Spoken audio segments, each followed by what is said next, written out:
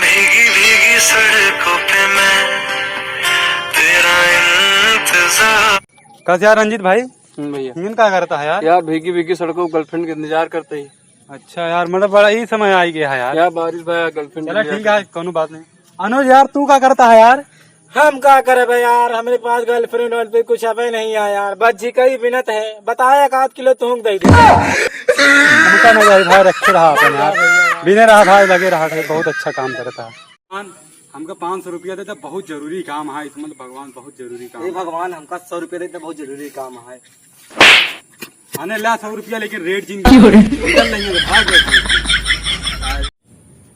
चलते यूं ही रुक जाता हूँ मैं, बैठे बैठे कहीं खो जाता हूँ मैं, कहते कहते ही चुप हो जाता हूँ मैं, क्या यही प्यार है? प्यार ना है, समझा भैया, है कमजोरी है, समझने? चमन प्रास का हल्दीराम के।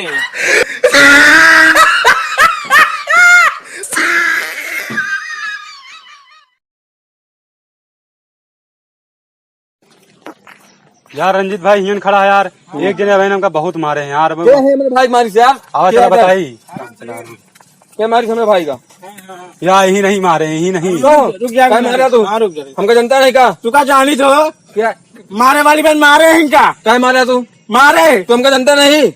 जानी थी, हमका जनता नहीं तू? तू का क्या जानी मारा तो तू? अच्छी तरह जानी थी। क्या मेरे भाई मारा तू? तू चावल की दुकान लगा क्या? क्या तू बताया का? हम नहीं बताए। जा तू समझा तू।